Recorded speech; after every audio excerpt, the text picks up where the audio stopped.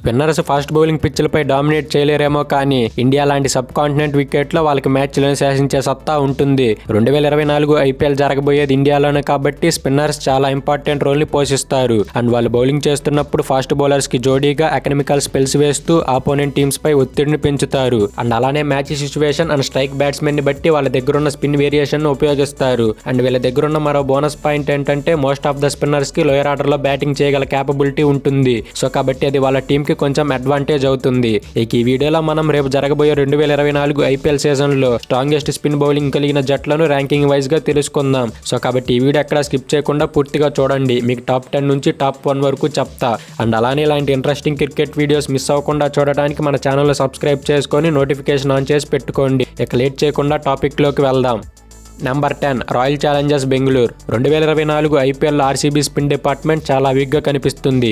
ఎందుకంటే వీళ్ళు చాహల్ని రిలీజ్ చేసిన దగ్గర నుంచి ఆ రేంజ్ లో ఇంపాక్ట్ చూపించే స్పిన్నర్ ని ఆర్సీబీలోకి తీసుకురాలేకపోయారు. అండ్ లాస్ట్ 2 years లో అసరంగా కొంచెం ఇంపాక్ట్ చూపించినా తన ప్రైజ్ కు తగ్గ పర్ఫార్మెన్స్ ఇవ్వలేదు. సో కాబట్టి ఆర్సీబీ వాళ్ళు తన ఆక్షన్ లోకి రిలీజ్ చేశారు. అండ్ రిలీజ్ చేశాక ఎవరినైనా మంచి స్పిన్నర్ ని కొన్నారా అంటే అది లేదు. కేవలం ఎస్ఆర్హెచ్ దగ్గర నుంచి మయాంక్ డాగర్ ను ట్రేడ్ చేసుకున్నారు. కానీ డాగర్ చూసుకున్న పెద్ద ఎక్స్పీరియన్స్ ఉన్న స్పిన్నర్ కాదు. సో కాబట్టి ఆర్సీబీ స్పిన్ అటాక్ ఈసారి ఇంకా వీక్ గా తయారైంది.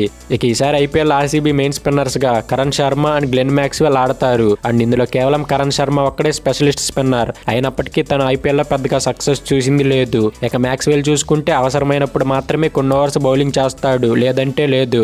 ఇక డాగర్ విషయానికి వస్తే తనకి ప్లేయింగ్ లెవెన్ లో ఛాన్స్ దొరకటం కష్టమే అని చెప్పుకోవాలి. లేదు ఒకవేళ స్లో వికెట్స్ వచ్చి ఇద్దరు స్పెషలిస్ట్ స్పిన్నర్స్ తో వెళ్లాల్సి వస్తే అప్పుడు డాగర్ ని ప్లేయింగ్ లెవెన్ లోకి తీసుకుంటారు. లేదంటే కరణ్ శర్మ అండ్ మ్యాక్స్వెల్ మాత్రమే స్పిన్నర్స్ గా ఆడతారు. Number 9 Punjab Kings. 2024 ఐపీఎల్లో పంజాబ్ దగ్గర మరీ అంత ఎక్స్పీరియన్స్ అండ్ కన్సిస్టెన్సీ ఉన్న స్పిన్నర్స్ లేరు. అండ్ వీళ్ళ ఆక్షన్లోకి ఈసారి పెద్దగా ప్లేయర్స్ను కూడా ఎవరిని రిలీజ్ చేయలేదు. సో కాబట్టి ఈసారి కూడా వీళ్ళ spin combination same last year లానే ఉండబోతుంది. ఇక ఈసారి ఐపీఎల్లో పంజాబ్ తరపున మెయిన్ స్పిన్ బౌలర్స్ గా రాహుల్ చహర్ అండ్ హర్ప్రీత్ బ్రార్ ఆడతారు. ఇక వీళ్ళకు తోడు లియామ్ లివింగ్స్టన్ కూడా కొన్ని ఓవర్స్ బౌలింగ్ చేయగలడు. అండ్ వీళ్ళలో రాహుల్ చహర్ అండ్ హర్ప్రీత్ బ్రార్ మంచి క్వాలిటీ స్పిన్నర్స్ అయినప్పటికీ గత కొన్ని సీజన్స్ నుంచి కన్సిస్టెంట్ గా పర్ఫామ్ చేయలేకపోతున్నారు. వీళ్ళలో బ్రార్ అయినా వికెట్స్ అందించినప్పటికీ ఎకనామికల్ స్పెల్స్ అయినా వేస్తున్నాడు. కానీ చాహర్ చూసుకుంటే వికెట్స్ తీయట్లేదు అండ్ అలానే రన్స్ ఎక్స్పెన్సివ్ గా ఇచ్చేస్తున్నాడు. సో కాబట్టి పంజాబ్ స్పిన్ బౌలింగ్ డిపార్ట్మెంట్ లో ప్రాబ్లమ్స్ ఫేస్ చేయక తప్పదు. ఇక లివింగ్స్టన్ చూసుకుంటే తాను స్పెషలిస్ట్ స్పిన్నర్ కాదు. అవసరమైనప్పుడు మాత్రమే ఒక 2-3 ఓవర్స్ బౌలింగ్ చేస్తాడు, లేకపోతే లేదు. ఎనీవే లివింగ్స్టన్ ను పక్కన పెడితే రాహుల్ చహర్ అండ్ హర్ప్రీత్ బ్రార్ ఫామ్ లో లేరు కాబట్టి పంజాబ్ స్పిన్ బౌలింగ్ వీక్ గా కనిపిస్తుంది. Number 8 Mumbai Indians. ఈసారి ఐపీఎల్లో ముంబై ఎందులో అయినా వీక్ గా కనిపిస్తుందంటే అది ఒక స్పిన్ డిపార్ట్మెంటే. రీసెంట్ గా జరిగిన ఐపీఎల్ ఆక్షన్ లో వీళ్ళు మొహమ్మద్ నబీ లాంటి స్ట్రాంగ్ అండ్ క్వాలిటీ స్పిన్నర్ ని తీసుకున్నప్పటికీ తన స్పిన్ లో ఎంతవరకు సక్సెస్ అవుతాడనేది బిగ్గెస్ట్ క్వశ్చన్. ఎందుకంటే నబీ ఆఫ్ఘనిస్తాన్ తరపున ఆడేటప్పుడు అద్భుతంగా పర్ఫామ్ చేస్తున్నాడు. కానీ ఐపీఎల్ కు వచ్చేసరికి మాత్రం పెద్దగా ఆకట్టుకోలేకపోతున్నాడు. అండ్ అతను ఏది చూసుకున్న ప్రజెంట్ 39 సంవత్సరాలు. ఇక చూడాలి ఈసారి ఐపీఎల్ లో నబీ ఎలా పర్ఫామ్ చేస్తాడు అనేది. ఇక నబీతో పాటు ప్లేయింగ్ లెవెన్ లో ఆడే స్పిన్నర్స్ చూస్తే స్పెషలిస్ట్ స్పిన్నర్ గా పీయూష్ చావ్లా అండ్ తనతో పాటు పార్ట్ టైమ్ స్పిన్నర్స్ గా Tilak Varma and team David ఆడతారు. ఇక టీమ్ డేవిడ్ అండ్ తిలక్ అయితే 1-2 ఓవర్స్ మాత్రమే బౌలింగ్ చేయొచ్చు. అండ్ మోస్ట్లీ చూసుకుంటే Tilak and David rare cases లో బౌలింగ్ చేస్తారు. ఇక పీయూష్ చావ్లా చూసుకుంటే లాస్ట్ ఇయర్ ఎలా పర్ఫామ్ చేశాడో మనం ప్రత్యేకంగా చెప్పాల్సిన పని లేదు. 16 మ్యాచ్లో 22 వికెట్లు తీసి ముంబై తరపున హైయెస్ట్ వికెట్ టేకర్ గా నిలిచాడు. అండ్ చావ్లా అలా పర్ఫామ్ చేస్తాడని ఎవరు ఎక్స్పెక్ట్ చేసి ఉండరు. కానీ అవుట్ ఆఫ్ ద బాక్స్ వచ్చి అందరినీ సర్ప్రైజ్ చేశాడు. సో కాబట్టి ఈసారి కూడా అదే పర్ఫార్మెన్స్ చూపించి నబీ దగ్గర నుంచి కొంచెం హెల్ప్ దొరికితే ముంబై స్పిన్ బౌలింగ్ లో కూడా సర్వైవ్ అవుతుంది. ఇక వీళ్ళకి బ్యాకప్ స్పిన్నర్ చూసుకుంటే శ్రేయస్ గోపాల్, కుమార్ కార్తికేయ అండ్ శాంసు ములానీ లాంటి మంచి యంగ్స్టర్స్ ఉన్నారు.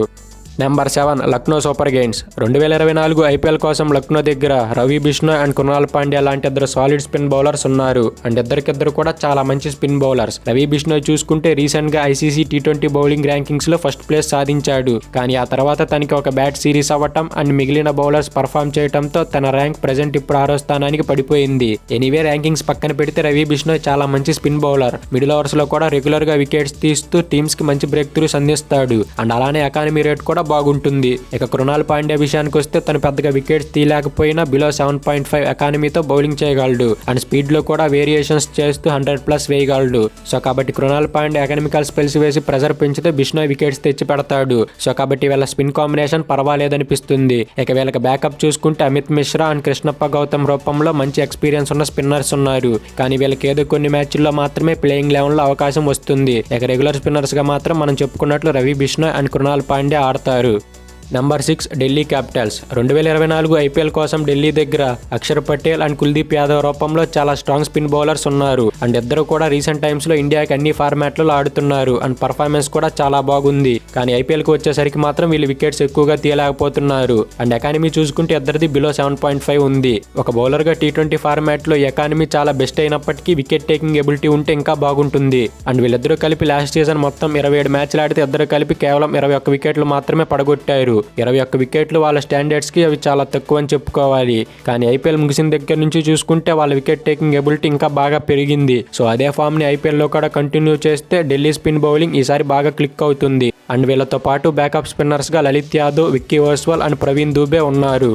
Number 5 Gujarat Titans. 2024 ఐపీఎల్లో గుజరాత్ స్క్వాడ్ లో చాలా మంచి స్పిన్నర్స్ ఉన్నప్పటికీ వాళ్ళందరికీ ప్లేయింగ్ లెవెన్ లో అవకాశం రాదు. ఒకవేళ వాళ్ళని ప్లేయింగ్ లెవెన్ లో పెట్టుకునే అవకాశం ఉంటే గుజరాత్ స్పిన్ అటాక్ టాప్ 3లో ఉండేది. కానీ అందరినీ ప్లేయింగ్ లెవెన్ లో పెట్టడం కుదరదు కాబట్టి వాళ్ళకి నెంబర్ 5 ర్యాంక్ ఇచ్చా. ఇక ఈసారి ఐపీఎల్లో జీటీ తరపున ఆడే మెయిన్ స్పిన్నర్స్ వచ్చేసి రషీద్ ఖాన్, రాహుల్ తెవాటియా అండ్ షారుఖ్ ఖాన్. ఇక వీళ్ళలో షారుఖ్ ఖాన్ చూస్తే పెద్దగా బౌలింగ్ చేయడు. ఎప్పుడు అమావాస్య పౌర్ణమికి ఒకసారి అవసరమైతే 1-2 అవర్స్ బౌలింగ్ చేస్తాడు. ఇక రషీద్ ఖాన్ స్పిన్ బౌలింగ్ గురించి నేను మీకు ప్రత్యేకంగా చెప్పాల్సిన పని లేదు. సింగిల్ హ్యాండెడ్ గా ఎన్నో మ్యాచ్లు గెలిపించిన అనుభవం తన దగ్గర ఉంది. ఇన్ఫాక్ట్ తాను వేసే 4 అవర్స్ చాలు ఆపోజిట్ టీమ్స్ ని ఇబ్బంది పెట్టడానికి. అండ్ రాహుల్ తెవాటియా కూడా చాలా మంచి స్పిన్ బౌలర్. ప్రీవియస్ సీజన్స్ లో హార్దిక్ పాండ్యా టీంలో ఉండటం వల్ల తనకి పెద్దగా బౌలింగ్ చేసే అవకాశం రాలేదు. కానీ ఈసారి పాండ్యా జీటీలో లేడు కాబట్టి తెవాటియాకి 3-4 అవర్స్ బౌలింగ్ చేసే ఛాన్స్ ఉంది. ఇక బ్యాకప్ ప్లేయర్స్ చూసుకుంటే సాయి కిషోర్, నూర్ అహ్మద్, జయంత్ యాదవ్ అండ్ మనోజ్ సుతార్ రూపంలో మంచి బ్యాకప్ ఉంది. అవకాశం దొరికితే వాళ్ళు కూడా రెచ్చిపోతారు. Number 4 Rajasthan Royals. 2024 ఐపీఎల్లో రాజస్థాన్ స్పిన్నర్స్ గా యుజ్వేంద్ర చాహల్ అండ్ రవిచంద్రన్ అశ్విన్ ఆడతారు. ఇక వీళ్ళతో పాటు పార్ట్ టైం స్పిన్నర్ గా రియాన్ పరాగ్ ఉంటాడు. ఇక ఈ స్పిన్ అటాక్ చూస్తే లాస్ట్ ఇయర్ ఏ విధంగా ఉందో ఈసారి కూడా అదే విధంగా ఉంది. ఒక్క మార్పు కూడా లేదు. ఇక వీళ్ళలో చాహల్ చూసుకుంటే ఆర్సీబీలో ఎలాంటి ఫామ్ అయితే చూపించాడో రాజస్థాన్ లో కూడా అదే ఫామ్ చూపిస్తూ కన్సిస్టెంట్ గా వికెట్స్ తీస్తున్నాడు. ఇక అశ్విన్ విషయానికి వస్తే రెగ్యులర్ గా ఇండియన్ టీంలో ఆడుతూ మంచి ఫామ్ లోనే ఉన్నాడు. అండ్ పరాగ్ కూడా డొమెస్టిక్ క్రికెట్ లో మంచి బౌలింగ్ చేస్తున్నాడు. సో కాబట్టి ఈసారి రాజస్థాన్ స్పిన్ బౌలింగ్ చాలా స్ట్రాంగ్ గా ఉంది. ఇక వీళ్ళకి బ్యాకప్ చూసుకుంటే ఆడమ్ జంపా అండ్ అబీబ్ ముస్తాక్ రూపంలో మంచి బ్యాకప్ ఉంది. కానీ వీళ్ళు అశ్విన్ ఆర్ చాహల్ ని రీప్లేస్ చేస్తారంటే లేదు. ఎందుకంటే జంపా ఫారెన్ ప్లేయర్ కాబట్టి కుదరదు. ఇక ముస్తాక్ విషయానికి వస్తే ఎక్స్పీరియన్స్ లేదు. సో ఇక చూడాలి పొరపాటున మెయిన్ స్పిన్నర్స్ కి ఇంజురీ అయితే రాజస్థాన్ వాళ్ళు ఏం చేస్తారో అని.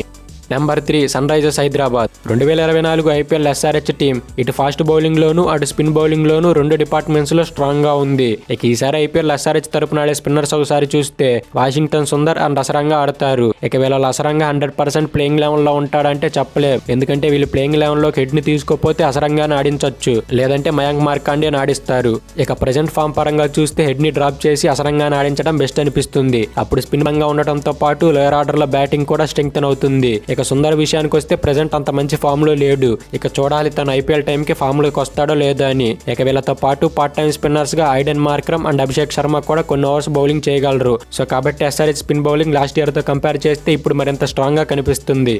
Number 2 Chennai Super Kings. మిగతా టీంలు స్పిన్ బౌలింగ్ ని ఎంతవరకు ఉపయోగించుకుంటాయో తెలియదు, కానీ చెన్నై మాత్రం స్పిన్ బౌలింగ్ ని 100% యూజ్ చేసుకుంటుంది. ఎందుకంటే వీళ్ళు most of the matches Chennai slow pitch పై ఆడతారు కాబట్టి స్పిన్ బౌలింగే వీళ్ళకి 1000 ఏనుగుల బలం. పర్టికులర్ గా ఇయరనే కాదు, ఏ ఐపీఎల్ సీజన్ లో చూసుకున్నా చెన్నై బౌలింగ్ స్ట్రాంగ్ గానే ఉంటుంది. ఇక ఈసారి ఐపీఎల్ లో చెన్నై స్పిన్నర్స్ గా రవీంద్ర జడేజా, మహేష్ తీక్షణ అండ్ మోయిన్ అలీ ఆడతారు. ఇక వీళ్ళలో ముగ్గురు కూడా ఇంటర్నేషనల్ అండ్ ఐపీఎల్ మ్యాచ్ లాంటి ఎక్స్పీరియన్స్ ఉంది. సో కాబట్టి ఎక్స్పీరియన్స్ పరంగా అలాంటి ఇబ్బంది లేదు. అండ్ వీళ్ళ ఫామ్ చూసుకున్న రీసెంట్ టైమ్స్ లో అద్భుతంగా ఉంది. సో కాబట్టి పిచ్ నుంచి కొంచెం అడ్వాంటేజ్ దొరికినా చెన్నై స్పిన్ ట్రియో చెలరేగిపోతుంది. ఇక వీళ్ళకి బ్యాకప్ చూసుకుంటే రచిన్ రవీంద్ర, మిచెల్ శాంతనర్, అజయ్ మండల్, ప్రశాంత్ సోలాంకి అండ్ నిషాంత్ సింధు రూపంలో సాలిడ్ స్పిన్ బ్యాకప్ ఉంది. సో ఇక చూడాలి చెన్నై స్పిన్ ని ఎంతవరకు ఉపయోగించుకుంటుందో అనేది. ఇక ఫైనల్ గా number 1 Kolkata night riders. 2024 IPL లో 3 స్పెషలిస్ట్ స్పిన్నర్స్ ని ప్లేయింగ్ లెవెన్ లో ఆడిస్తున్న ఏకైక టీం కోల్కతా నైట్ రైడర్స్ అనే చెప్పుకోవాలి. మిగతా టీంలు చూసుకుంటే 2 specialist spinners and 1 part time spinner తో వెళ్తున్నారు. కానీ కేకేఆర్ మాత్రం 3 స్పెషలిస్ట్ స్పిన్నర్ తో వెళ్తుంది. ఇక కేకేఆర్ తరపున స్పెషలిస్ట్ స్పిన్నర్స్ గా వరుణ్ చక్రవర్తి, సుయాష్ శర్మ అండ్ సునీల్ నారాయణ్ ఆడతారు. ఇక వీళ్ళలో వరుణ్ చక్రవర్తి అండ్ సునీల్ నారాయణ్ చూసుకుంటే మిస్టరీ స్పిన్నర్స్ అండ్ ఇద్దరికి కూడా బోల్డ్ అండ్ ఐపీఎల్ మ్యాచ్ లాంటి ఎక్స్పీరియన్స్ ఉంది. అండ్ అలానే సుయాష్ శర్మ చూసుకున్న తన డెబ్యూట్ ఐపీఎల్ సీజన్ మ్యాచ్ల్లోనే అందరినీ బాగా ఇంప్రెస్ చేశాడు. ముఖ్యంగా బ్యాట్స్మెన్ తన గూగ్లీని పిక్ చేయడానికి చాలా ఇబ్బంది పడుతున్నారు. సో కాబట్టి ముగ్గురు కూడా టాప్ క్లాస్ స్పిన్నర్స్ అండ్ వీళ్ళు కానీ కలిసిగట్టుగా పర్ఫామ్ చేశారంటే కేకేఆర్ స్పిన్ డిపార్ట్మెంట్ ని ఆపటం అసాధ్యం. అండ్ వీళ్ళకి బ్యాకప్ చూసుకుంటే ముజీబ్ అండ్ అనుకుల్ రాయ్ రూపంలో ఆల్రెడీ ఐపీఎల్ ఆడిన ప్లేయర్స్ ఉన్నారు. ముఖ్యంగా నరైన్ కి బ్యాకప్ అయిన ముజీబ్ కూడా చాలా మంచి స్పిన్నర్. ఇక ఇండియన్ బ్యాకప్ ఒక్కటి పక్కన పెడితే కేకేఆర్ స్పిన్ డిపార్ట్మెంట్ లో ఎలాంటి లోపం లేదు. సో కాబట్టి కేకేఆర్ కు నెంబర్ 1 ర్యాంక్ ఇచ్చా. ఇక మీరైతే ఈ 10 టీంలకి ర్యాంకింగ్ ఎలా ఇస్తారో కింద కామెంట్ చేయండి. అలానే ఈ వీడియో మీకు నచ్చితే లైక్ చేసి షేర్ చేసి ఇలాంటి మరిన్ని ఇంట్రెస్టింగ్ క్రికెట్ వీడియోస్ కోసం మన ఛానల్ సబ్స్క్రైబ్ చేసుకొని నోటిఫికేషన్ ఆన్ చేసి పెట్టుకోండి. Thank you for watching all.